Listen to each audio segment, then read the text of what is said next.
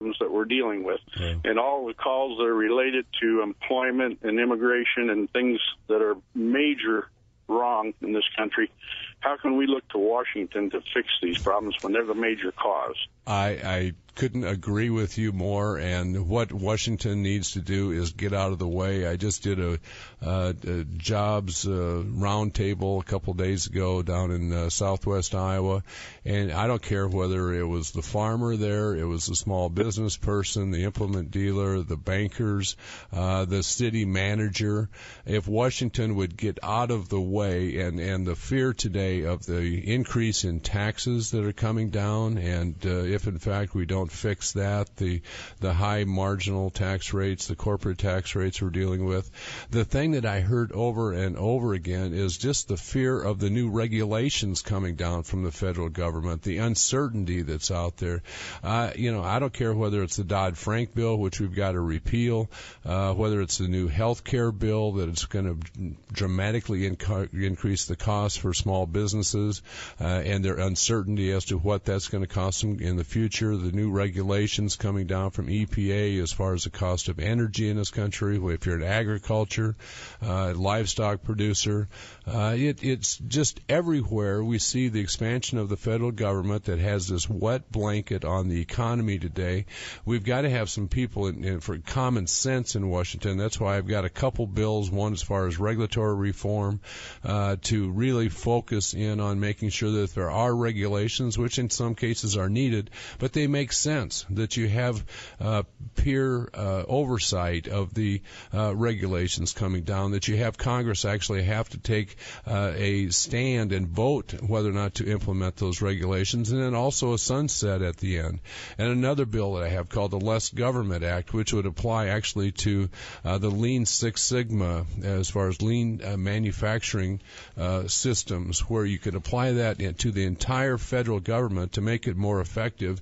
In the private sector, it's saved about 25% of the production costs, much more efficient. Think of what could happen with the federal government if we actually had some people thinking about it being efficient, delivering services that the government has services they have to deliver, but why not think about doing it efficiently, actually having people having to report on an annual basis at least as to what they're doing to make the system work. And that's the thing that has just gone by.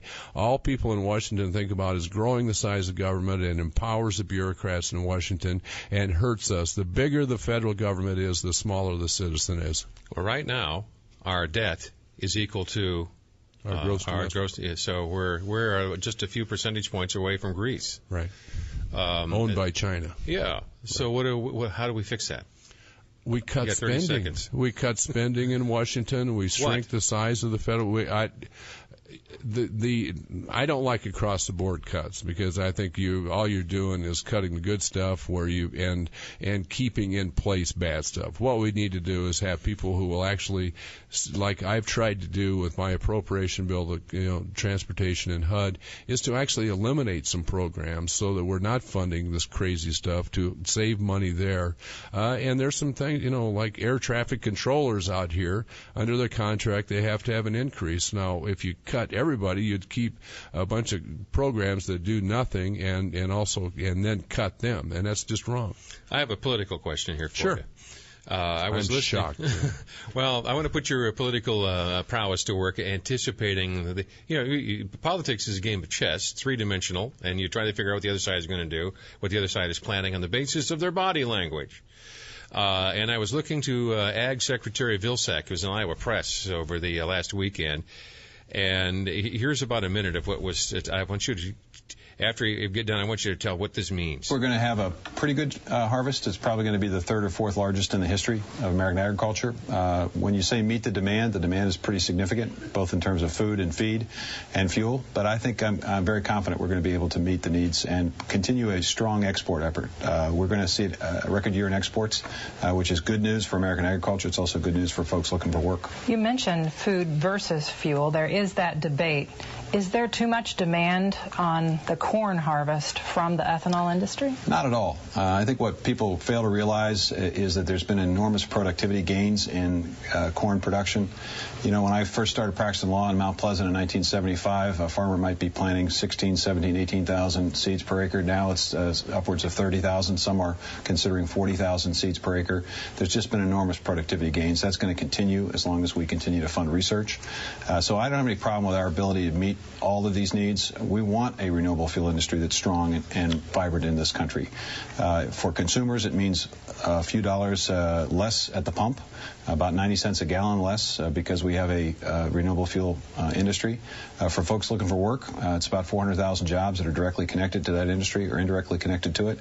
And for farmers, it's increased income. So we want to make sure it's healthy. So, what does that mean? Apparently supportive of renewable. Yeah, but what does that mean?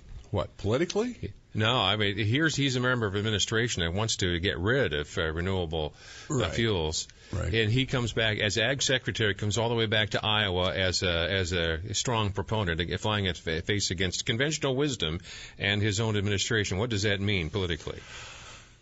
Well, it means that certainly for the consumption of Iowans that he's making a statement here. No, politically. Well, that's... okay, my conclusion... What it is maybe there's a future there that he believes is possible in the state. I'd say he's going to run for Senate. That's what it means. It means he's going to, when Harkins steps down, it means we're going to hear from Governor Vilsack. That's what that means, isn't it? I didn't read all that into it, Jan, but you may very well be right. Yes. You did, too. I have ways of making you talk. And okay. Where's the water board? Back in a moment at 1040 WHO.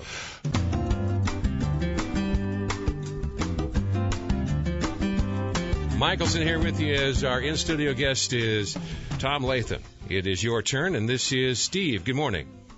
Good morning, Jan. Hi. To Congressman Latham, I was approached prior to the about running for Congress against Boswell 2 years ago, and due to my business, I couldn't do that. I want to know now why I should support Congressman Latham when he's just not as big a socialist as that Boswell is. Well, you can, if you don't like the term socialist, progressive, because all he wants to do is tinker around the edges. I'd like an explanation.